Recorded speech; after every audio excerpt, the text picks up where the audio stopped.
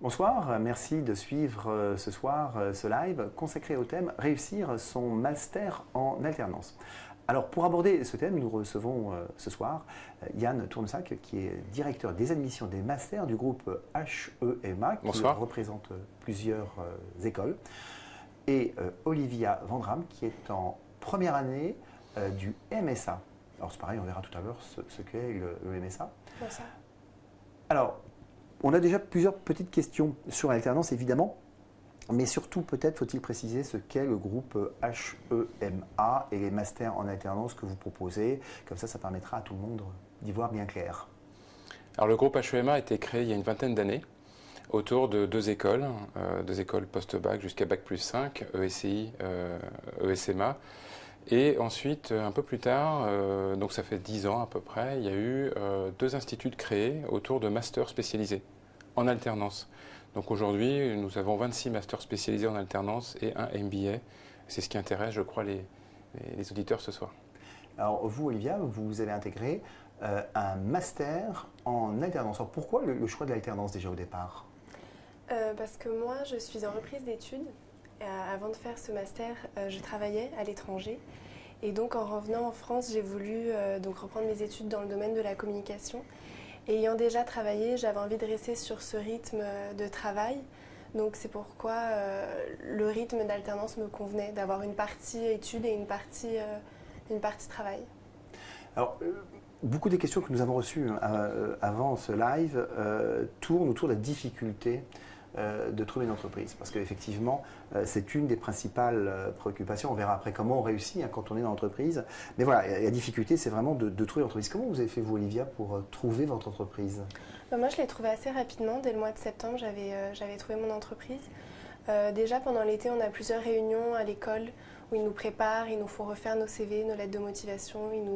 Ils nous donnent un petit peu des petits coups de main pour nous aider dans nos recherches d'emploi. Et mon entreprise, c'était le service de recherche d'entreprise de l'école qui m'avait envoyé cette offre à laquelle j'ai postulé. Et à partir de là, j'ai passé un entretien et j'ai été retenue.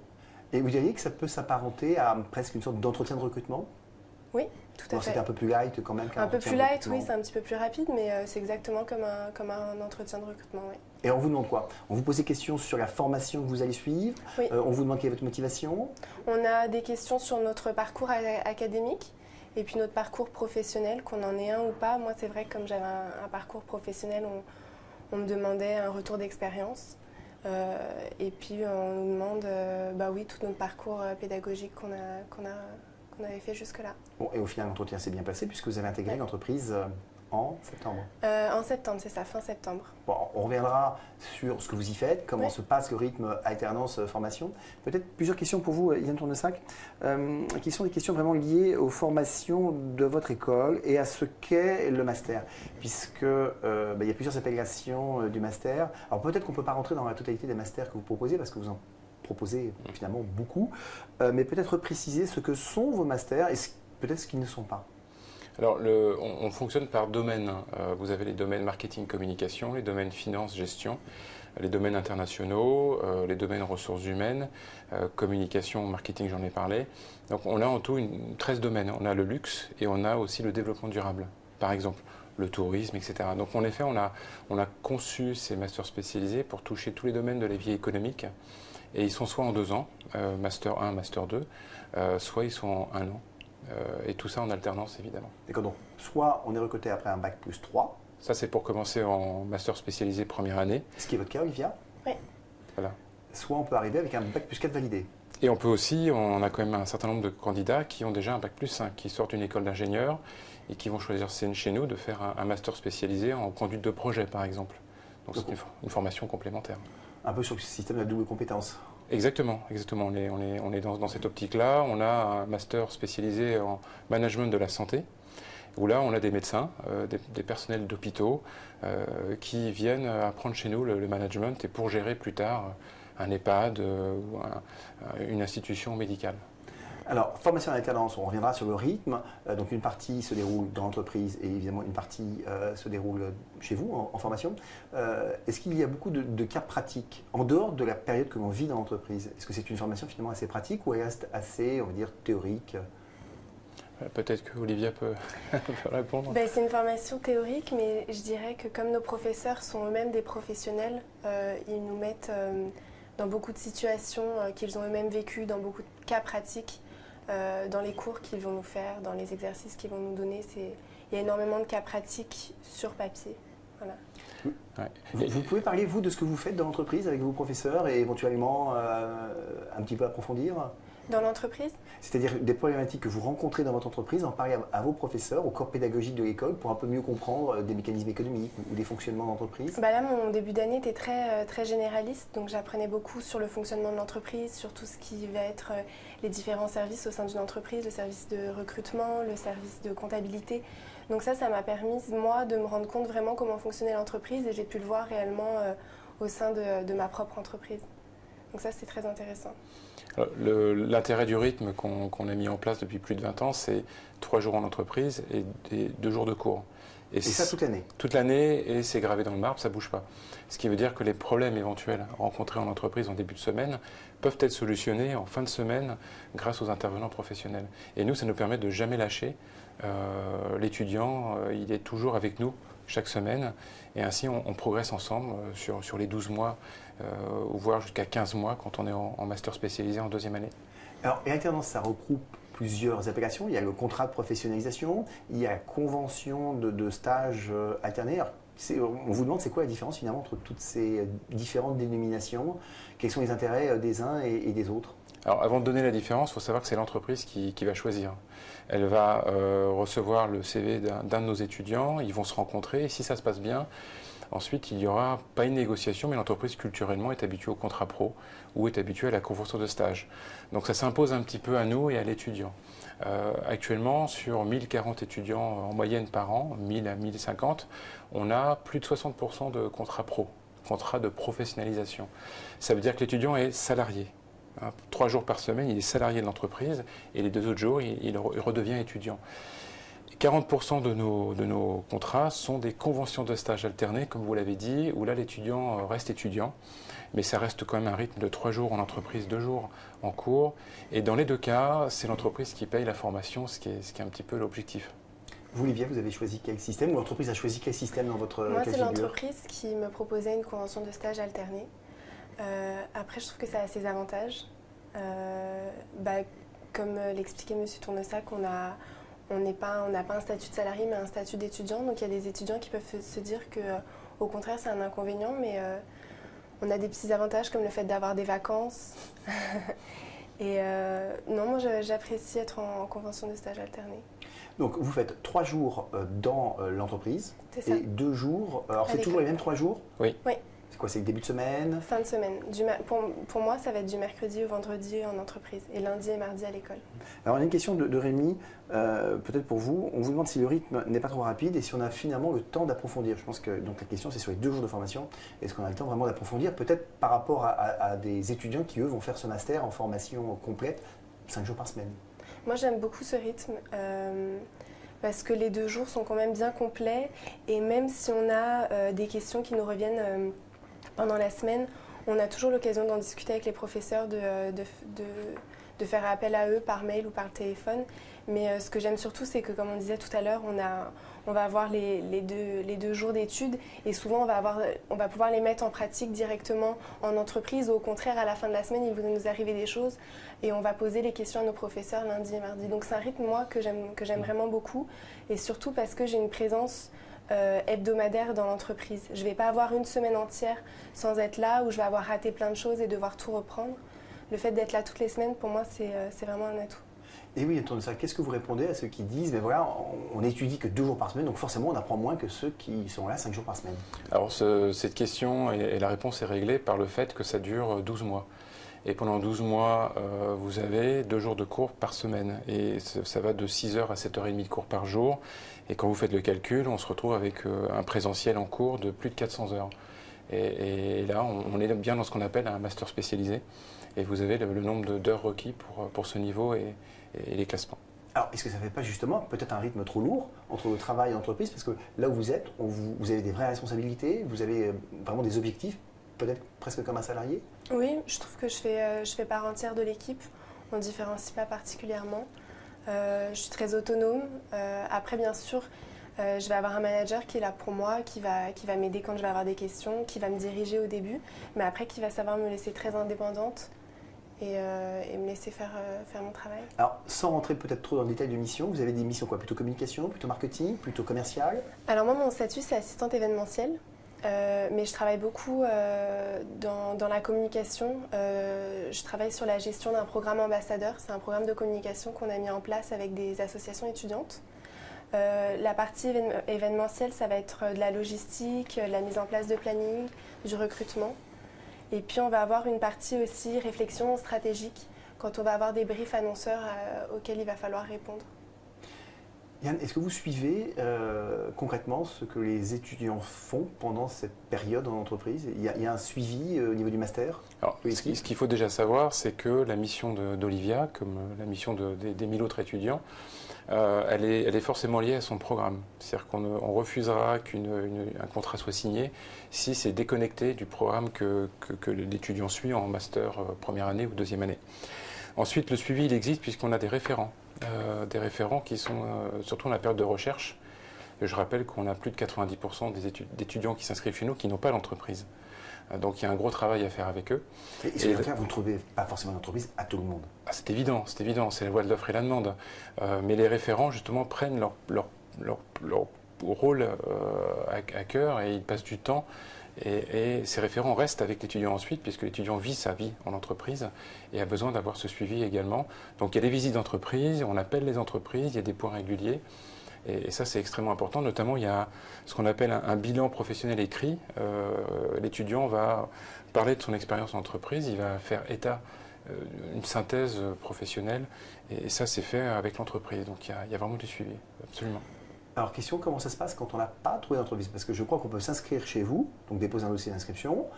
Ensuite, on recherche l'entreprise. Et si on ne la trouve pas, ou bien si ça ne matche pas avec les entreprises qui ont été présentées, il se passe quoi? Alors, on va prendre l'exemple d'Olivia. Vous vous êtes inscrite en septembre, c'est ça? Oui. Donc, Olivia, elle a eu un mois... Non, je me suis inscrite, pardon, en juin, fin juin. Fin juin, d'accord. Ouais. Donc là, comme la rentrée n'a pas commencé, elle cherche sans limite. C'est qu'à partir du moment où la rentrée commence en octobre, que là, un chronomètre se déclenche et on laisse un mois à l'étudiant. Et le mois peut être renouvelé, à savoir, elle peut chercher jusqu'à fin novembre.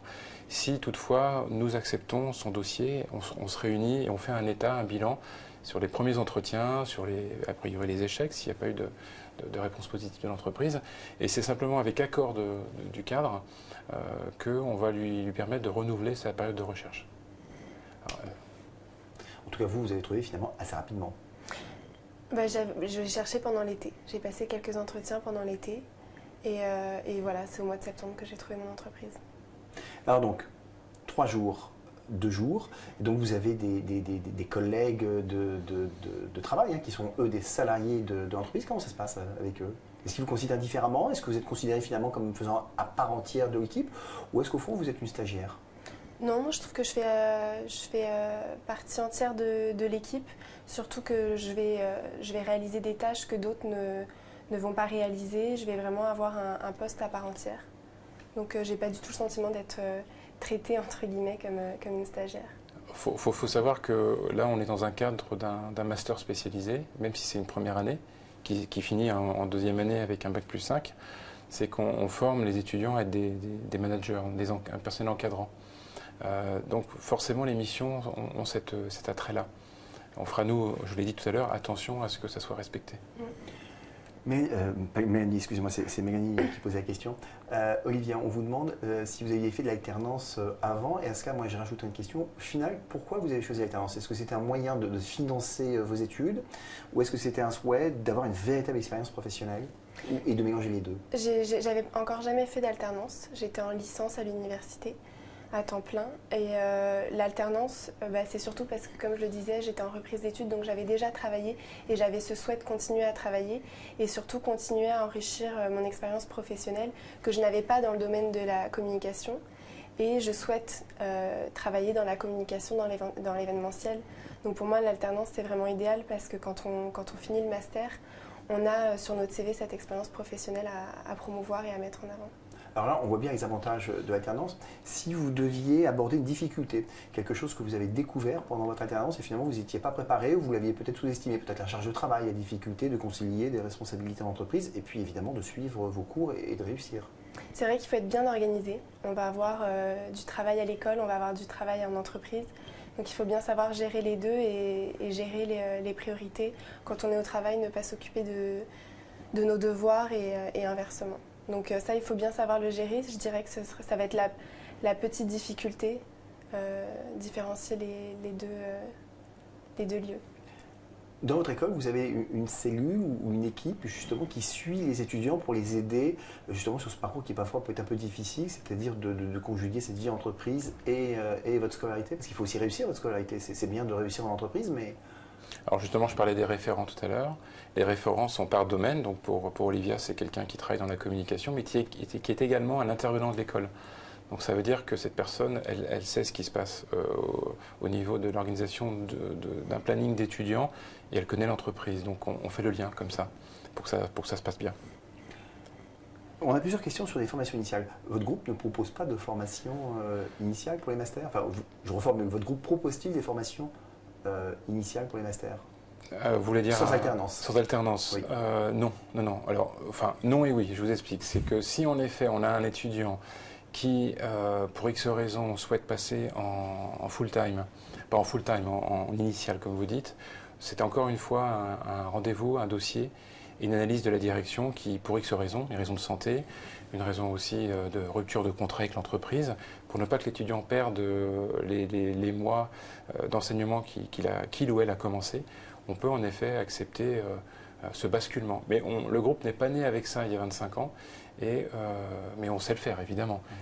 Donc ça répond potentiellement à la question de Brice qui vous demandait s'il y avait sur vos masters, donc des masters en alternance et des masters initiales, s'il y avait une répartition des places, finalement tant de places en alternance et puis tant de places qui ne se feraient pas en alternance. Alors, on est 100% alternance. D'accord. Et ensuite, à la marge, pour X raisons, on peut passer en initial. Deux questions. La première qui a lieu, enfin qui a trait aux formalités de sélection. En fait, quels sont les critères de sélection? Puis Olivia, vous pourrez nous dire comment vous avez été finalement accepté, parce que là vous êtes à l'ISEAM, c'est ça? Oui, tout à fait. Vous avez été accepté au sein de l'ISEAM. Et une autre question d'Antoine qui dit mais ce que le plus dur, ce n'est pas finalement de trouver une entreprise par rapport à la sélection de l'école. Alors sur la sélection de l'école, ça se passe comment?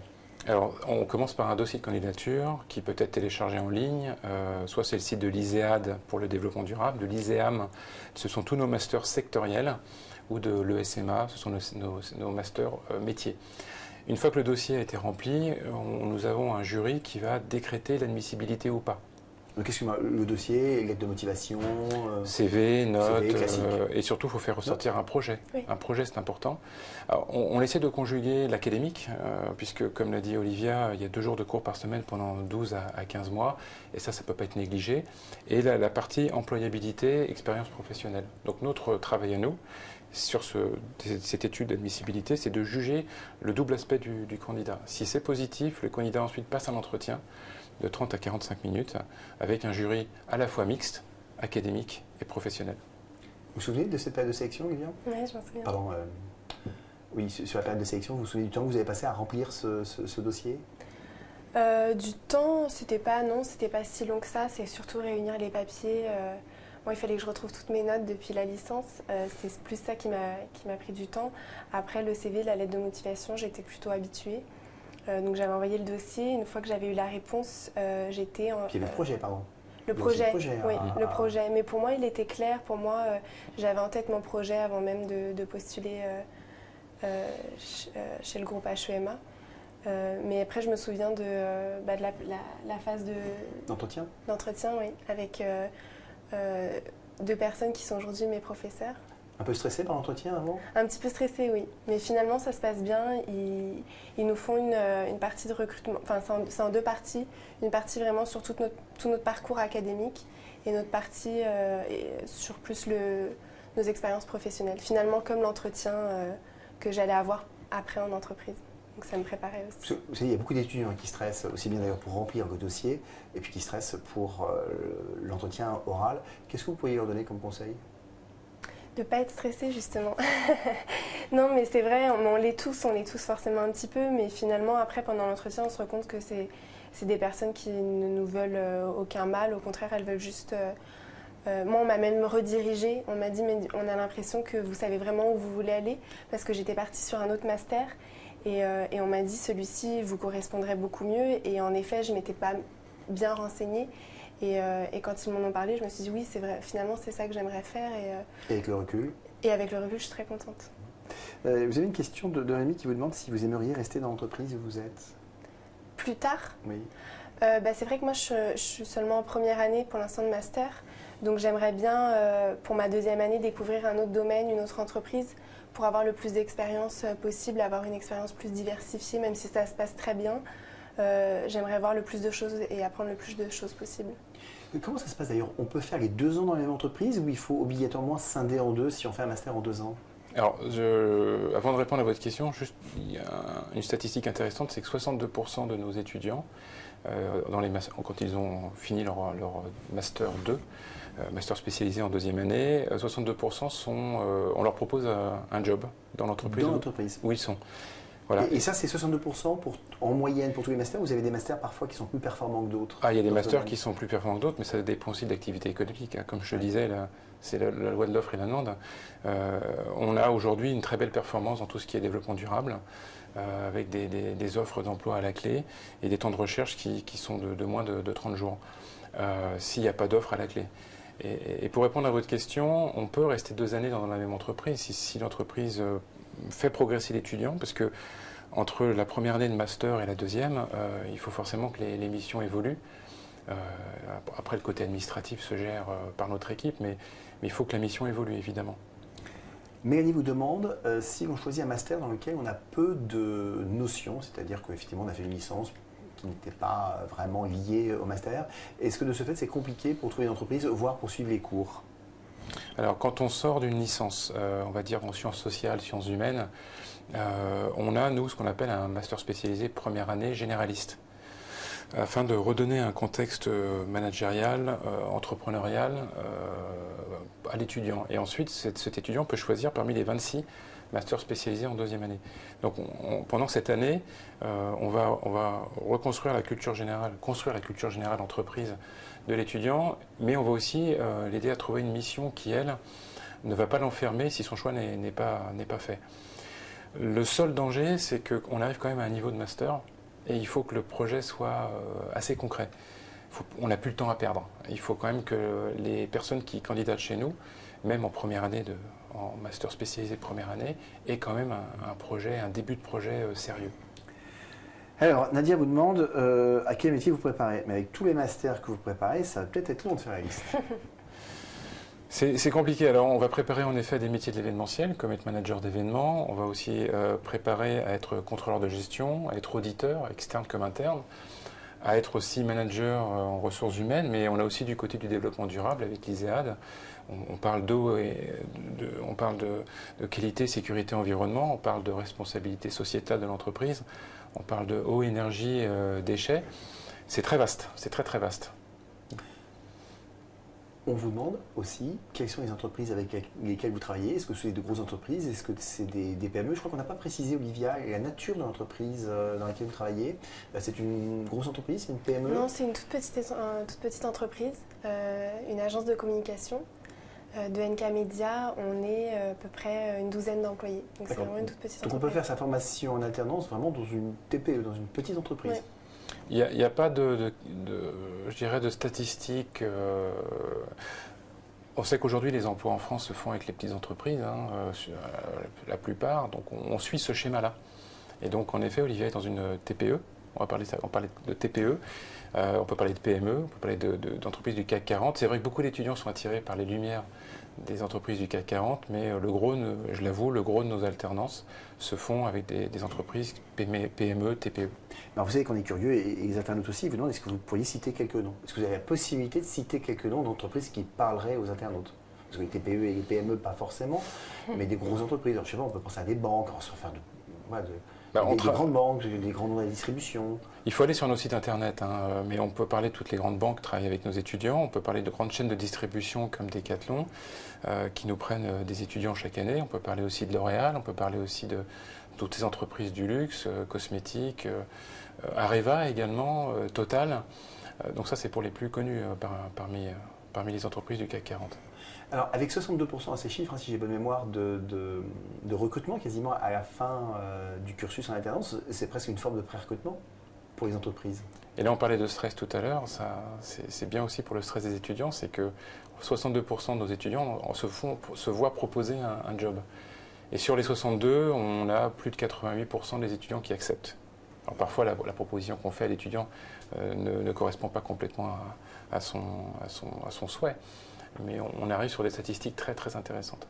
Donc ça répond à la question de Gadis qui nous demandait quel pourcentage d'étudiants restent dans l'entreprise d'accueil. Et ben voilà, 88%. Ouais.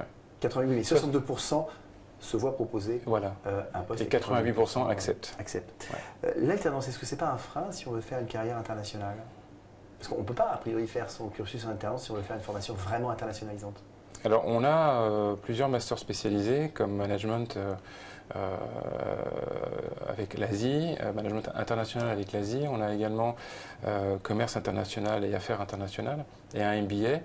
Alors l'entreprise doit être en région parisienne, c'est le plus adéquat puisqu'on demande à l'étudiant d'être chez nous toutes les semaines. Ce qui veut dire que la mission peut être internationale, mais doit être réalisée en Île-de-France. Donc c'est faisable, ça ne pose pas de souci.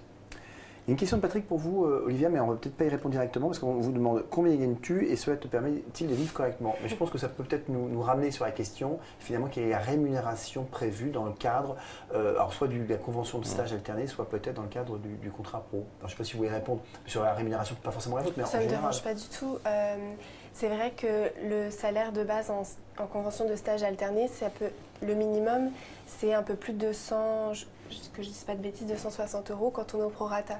Mais par exemple, mon entreprise a choisi de me payer plus, alors qu'elle n'en était pas obligée, et elle me paye un peu plus de 400 € et me rembourse la moitié de mes titres de transport. D'accord. Parce que c'est la formule où les frais de scolarité sont pris en charge. Absolument. Puis il faut savoir aussi que si Olivia avait occupé une fonction commerciale, elle aurait pu aussi toucher des bonus et des coms qui peut faire monter sa rémunération. Et quant au contrat de professionnalisation, c'est sûr que là, on est sur une législation qui est claire. Hein. 65%, 80, 85% du SMIC, ça dépend de l'âge que vous avez, mais c'est sûr qu'on est sur une rémunération intéressante. Mais je le redis, les entreprises, c'est elles qui vont choisir et vont proposer un type de contrat ou une convention. Rémi vous demande combien de candidats pour combien d'élus dans l'école. J'imagine que c'est compliqué parce que ça varie selon les masters. Et oui, parce qu'on a une offre tellement large. Il faut juste que, c'est Rémi, c'est ça, hein, oui. Que Rémi sache que pour 3000 dossiers de candidature, on va recruter un peu moins de 1000 personnes. Alors Rémi, qui pose décidément beaucoup de questions, vous demande, est-ce qu'on peut changer de master en cours de route ?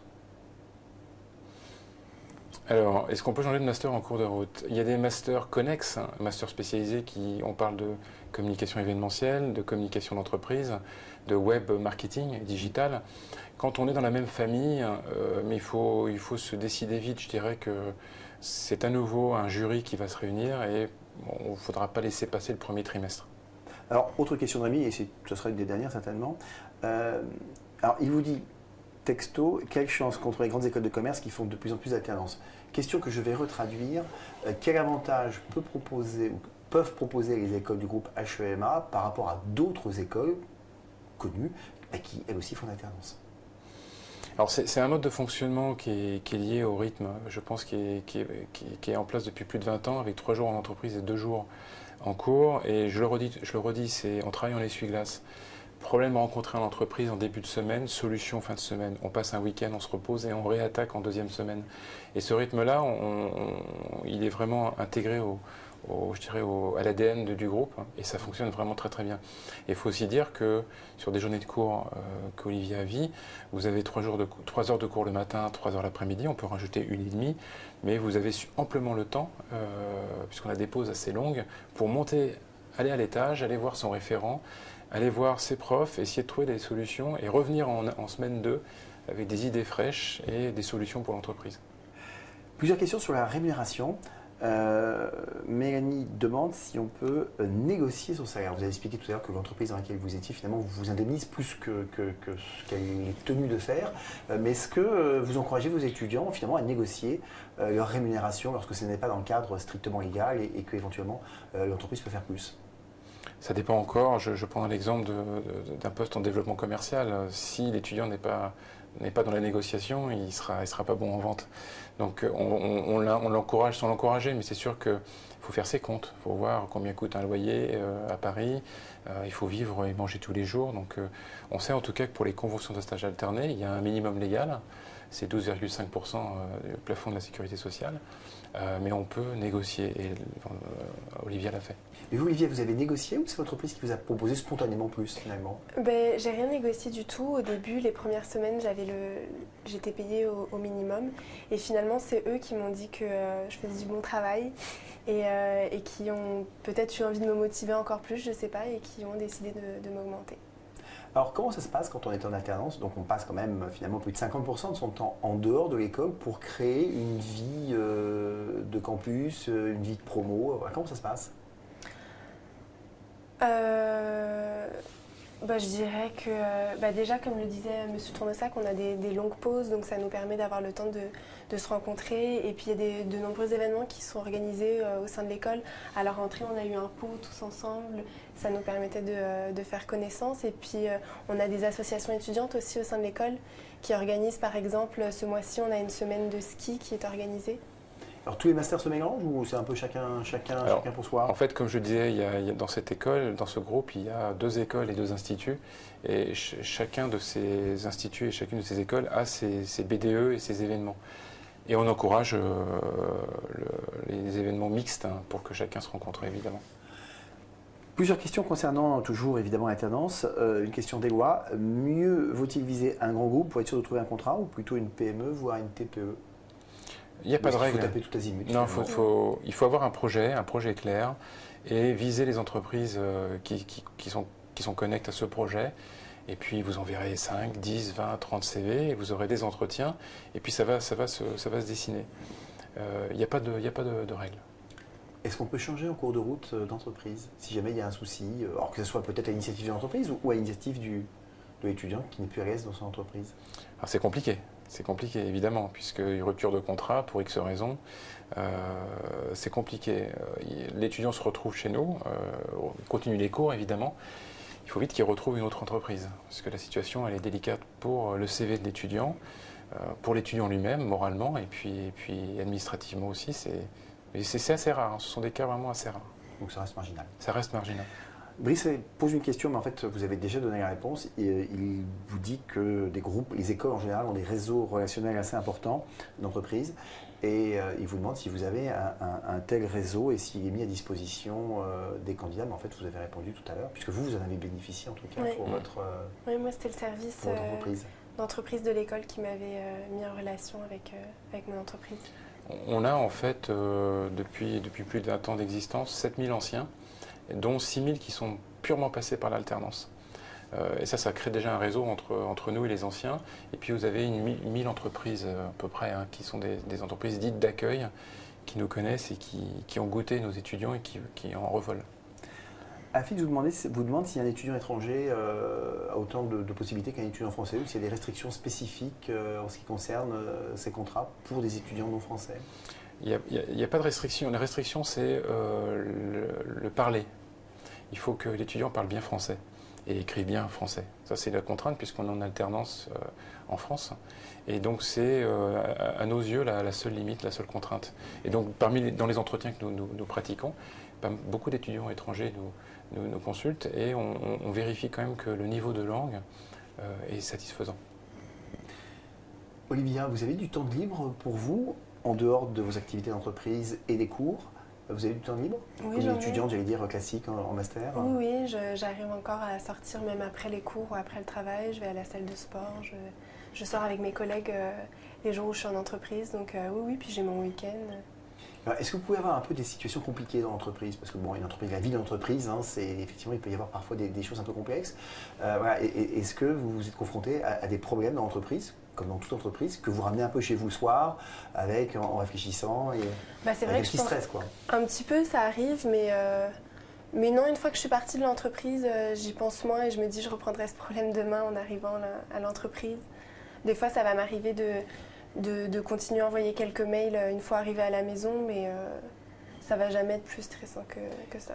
Et pendant les 2 jours de cours, voire le week-end, enfin le week-end bien sûr, mais pendant les 2 jours de cours, on peut être coupé de l'entreprise, ne plus lire ses mails, ne plus être au courant, ne plus suivre une activité, parce qu'une activité, ça ne s'arrête pas au bout de 3 jours, et puis au bout de 3 jours, on dit bon, je reviens la semaine prochaine. Moi, je vais le faire, je vais avoir un petit peu envie de faire ce suivi, mais c'est vrai que mon manager va me dire d'elle-même, non, quand tu es à l'école, ne te soucie pas du travail. Après, moi, c'est Parce que c'est compliqué à gérer quand même. La réalité est un peu différente, c'est que beaucoup d'étudiants, justement, grâce à ces pauses qui sont assez longues, surtout la pause du midi, vont pouvoir passer des coups de fil et continuer le business. Et ça, par contre, on est très strict sur le fait qu'un téléphone qui sonne en cours ou qu'un étudiant demande à sortir parce qu'il est en pleine négociation, on va établir des règles assez strictes, elles sont en place et à part cas exceptionnels, elles seront respectées. On vous demande quelle est la place de l'entrepreneuriat dans vos formations. Est-ce que vous avez un master dédié à l'entrepreneuriat? Alors, on a un master spécialisé en conduite de projet qui peut faire office d'un master en entrepreneuriat, mais tel quel, non. Ça sera conduite de projet, créer une entreprise étant un projet, on donnera toutes les clés, mais ce sera la seule réponse qu'on pourra apporter. Par contre, on a dans le programme Grande École de l'ESMA un parcours entrepreneuriat, mais là on n'est plus dans les masters spécialisés, nous sommes dans les parcours Grande École à Bac+5 avec une option entrepreneuriat. Question d'Antoine, quels sont les secteurs où il y a le plus de possibilités? On suppose que c'est les possibilités en alternance. Voilà, quels sont les secteurs actuellement porteurs, ceux qui vont proposer le plus d'offres dans vos masters? Alors aujourd'hui, on a de très belles propositions dans tout ce qui est développement durable, qualité, sécurité, environnement, tout ce qui est responsabilité sociétale de l'entreprise, eau, énergie, déchets. Ça marche plutôt bien. Et puis ensuite, tout ce qui est audit et contrôle de gestion, finance banque également. Là, on a des beaux postes, des contrats pro généralement. Mais je suis un peu mal à l'aise pour vous répondre vu qu'on a 26 masters spécialisés. Ça va, ça vient, c'est la loi de l'offre et la demande. Question de Mélanie, les modalités d'admission et ou d'inscription sont-elles payantes dans votre école? Et si on change d'avis, que se passe-t-il? Alors, on a un frais de dossier, des frais de dossier à 62 € si on présente un programme. Ces frais de dossier couvrent l'étude du dossier, l'entretien, la venue sur le campus pour le concours. Et une fois que vous avez été déclaré admis ou admise, eh bien, il est temps de s'inscrire. Et là, en l'occurrence, on a des frais d'inscription qui sont de l'ordre de 940 € pour un master spécialisé en 2e année, par exemple. Alors, une question technique, mais ça, Diane Tournac, je pense que c'est pour vous. Bonjour, quel est le véritable intérêt du titre RNCP pour un recruteur? Le salaire en dépend-il? Alors, il y a plusieurs manières de répondre. Ce qu'on peut déjà dire, c'est qu'il y a des classements de journalistes que les DRH vont regarder, peu importe les journaux, les quotidiens ou les magazines. Vous avez aussi des organismes qui classent les écoles, puis vous avez les fameux titres certifiés niveau 1, niveau 2, niveau 3. Je pense que c'est un tout. Et puis vous avez également les DRH qui vont recruter que les étudiants qui sortent de leur école, de leur filière, et qui ne vont pas s'ouvrir à d'autres écoles. Donc je pense que c'est très compliqué pour les DRH, c'est compliqué également pour nous qui savons placer les élèves. Il n'y a pas de réponse absolue à cette question. Olivia, l'année prochaine, donc 2e année de votre master, si tout se passe bien, et après, vous pensez faire quoi? Vous avez déjà une petite idée? Avant, je travaillais dans l'événementiel. Aujourd'hui, je fais mon alternance dans la communication. Finalement, je me découvre un autre domaine qui me plaît. Peut-être que l'année prochaine, j'en découvrirai encore un autre. Mais commencer ma carrière dans la communication, dans l'événementiel, ça me plairait beaucoup. Ça recrute beaucoup l'événementiel. On en parle beaucoup, ça attire beaucoup, mais est-ce qu'il y a beaucoup d'opportunités de recrutement à Bac+5? Alors, on a, je dirais, plus d'offres d'emploi que d'alternance en événementiel. parce que le marché est fait ainsi et il est structuré ainsi. Et après, c'est la culture générale du recruteur. Est-ce qu'il a une culture générale de l'alternance ou est-ce qu'il est plutôt pour du stage longue durée à l'issue d'études en initiale? Je pense que l'événementiel, aujourd'hui, est plus dans la culture du stage longue durée que dans la culture de l'alternance, mais ces choses-là évoluent. C'est peut-être un manque d'information. Et c'est pour ça que nous, on a une cellule dans notre département entreprise qui passe son temps à appeler les entreprises pour leur dire, déjà, un, on existe, et deux, vous savez que l'alternance, c'est bien, et ça fonctionne comme ça, et ça peut rapporter gros, ça ne coûte pas si cher que ça. Donc c'est vraiment par secteur, une connaissance ou pas de l'alternance. Alors, cette émission touche à sa fin. Alors, peut-être un conseil pour finir. Un conseil, vous, Olivia. Qu'est-ce que vous pouvez conseiller à un étudiant qui est aujourd'hui en Bac+3, voire en Bac+4, et qui imagine faire ou qui envisage de faire une formation en alternance et qui s'interroge sur la difficulté de trouver une entreprise et de cumuler les deux? Un conseil, c'est que déjà, c'est une très bonne idée de s'intéresser à l'alternance. Moi, j'en suis vraiment contente. Je pense que c'est la meilleure solution dans le sens où ça apporte une expérience professionnelle sur le CV. Après les études, c'est important.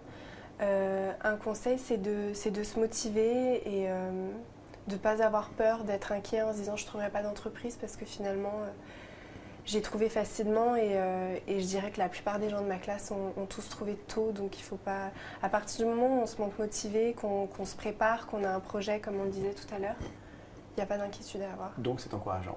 Oui. Et vous, Yann Tournesac? Je dirais pour conclure qu'il ne faut pas négliger l'académique. On veut de l'action, on veut de l'alternance, donc 3 jours par semaine, mais les 2 jours sur le campus sont essentiels aussi pour mettre un peu de structure et essayer de comprendre ce qui s'est passé dans l'entreprise. Et c'est vraiment une double volonté, c'est un rythme dual. C'est fatigant, certes, mais il ne faut pas négliger l'académique et c'est en tout cas le pari que nous on a pris. Yann Tournesac, Olivia Vandram, merci d'avoir répondu aux questions des internautes. Rendez-vous pour une prochaine émission. À bientôt.